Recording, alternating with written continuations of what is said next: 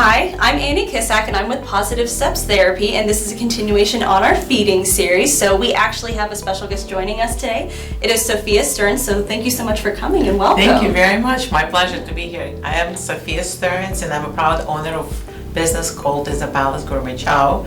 We teach kids at the age of 3 and up international cuisine. Not only do we make everything from scratch, we travel the world and we travel every country the dishes originated from. All right, well, like I said, thanks so much for coming today. What are we going to be making today? We are making a shepherd's pie with a twist. Ooh, with a twist. Yes, they want to know what the twist is. Absolutely. So I have came up with this brilliant idea, I would like to say, to use a croissant dough. Oh.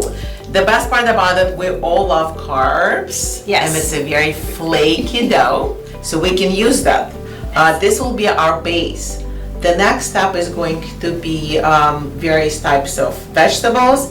Then we have ground turkey or chicken we can use, and I'll go deeper into that. And we have our mashed potatoes. Okay, awesome. Yeah, this all looks so delicious. What made you pick the shepherd's pie? Well, it was kind of an easy pick because it was St. Patrick's Day last week, and I figured we should probably follow the tradition and make something Irish. Yeah, sounds good. Voila! We have Irish flag. Yes. Okay, so are we ready to get started? Absolutely. Right. So let's start with our protein. We have ground chicken here, but we can also have it either ground turkey or ground beef. Okay. And then if you're a vegetarian or don't feel like eating a meat on this day, you can certainly use tofu. The next dish is going to be vegetables. Okay. I'm using a mix of frozen vegetables, and you're going to throw them first. Okay. The reason I like to use mixed vegetables is because it has corn, peas, carrots, which are really good for your eyes, in case you didn't know that, keratin. And then we have string beans. I love working with string beans because you can easily break them with your hands. I have a knife, but if you don't have a knife handy, you can more than welcome just to break them up.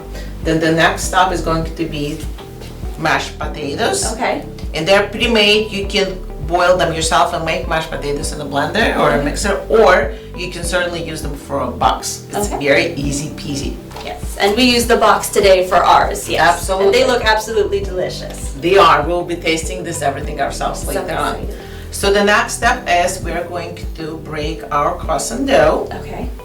and it's really easy to break. You can see it has different Yeah. seams on it. And I think for a lot of our kids who have some, sensory concerns, I think this would be an awesome thing for them to do because they can stretch the dough. Absolutely, they can play with it. A lot of it. kids, when I give them to play this with, well, not play, we cook with it, of course.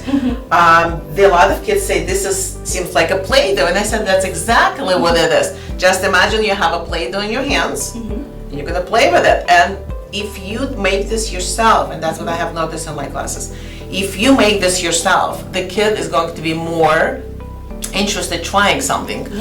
Or if the parent is going to give this to him and say, please try this, the kid is going to be saying, ew, no, I don't want any vegetables. But if you make it yourself, then of course you're interested of what you have just made yourself. Yeah. So this next step is, and you're going to be my helper, Annie, you're going to take ground chicken, Okay.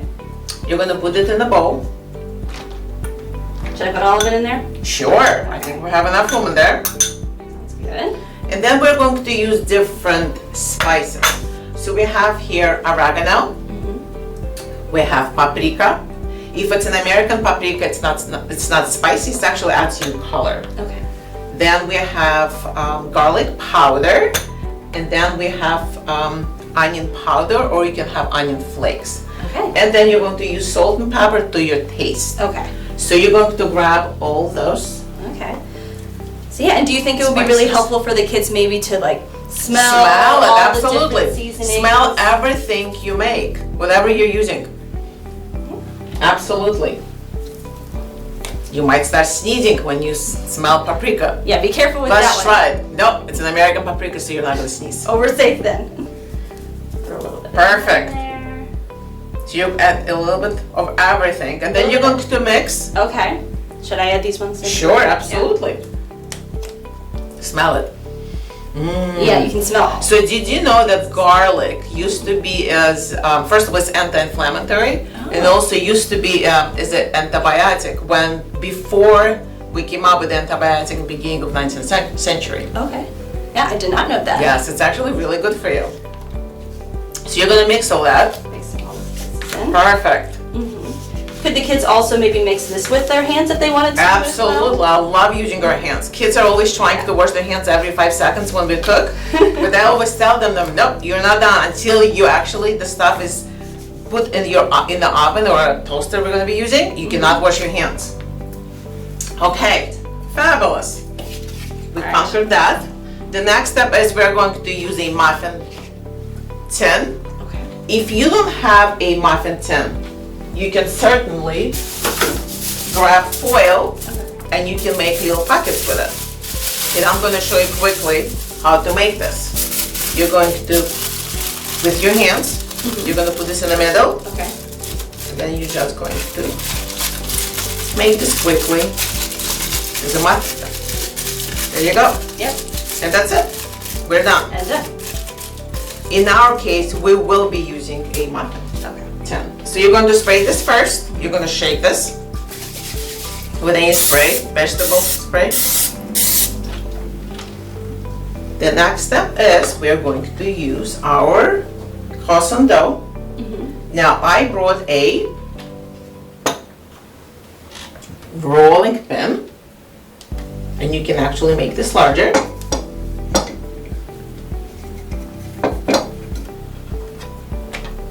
Roll it just like this, easy peasy. Or if you don't have a rolling pin, which is totally fine as well, you can use your fingers and you're just going to spread it with your hands, just like that. Stretch. Yep, you're going to stretch it out. Okay, if I try with that one? Absolutely. Okay.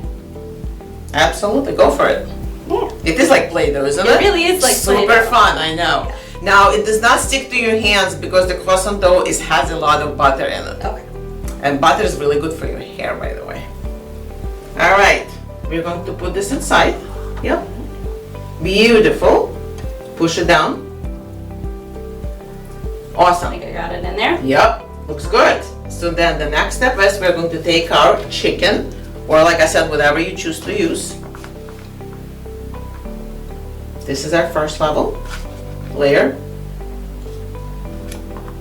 And you put as much as you want. Okay. Now is also, if you don't like to use vegetables, by all means don't use any vegetables, Okay. or just use the chicken and the mashed potatoes. If you want to use mashed potatoes, don't use mashed potatoes, just use the proteins and the vegetables, and if you like, you can actually sprinkle with some cheese. Ooh, So the next step definitely is would love to do that. cheese, absolutely. We're going to use any vegetables we want.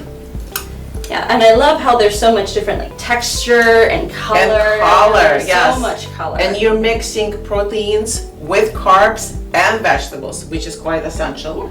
And then the next step is, in our final step, we're going to put mashed potatoes. And you're just going to put a good amount of this right on top. right on top. Yeah. And So just there are two ways to do it. You can either, and this is actually a good example, you're either going to leave it as is, and you don't have to fold the tops, or we're actually going to fold it. And that's it.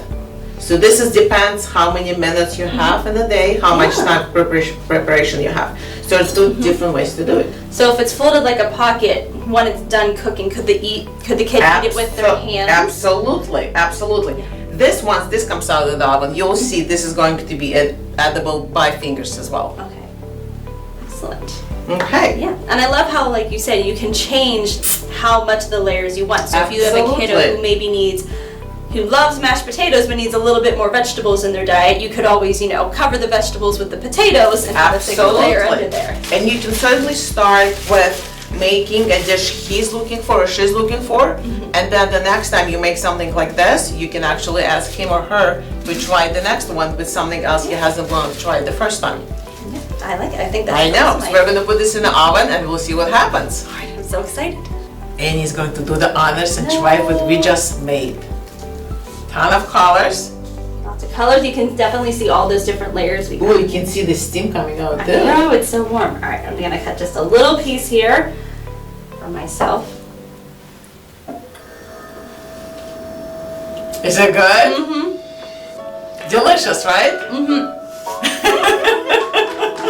Okay, cut before.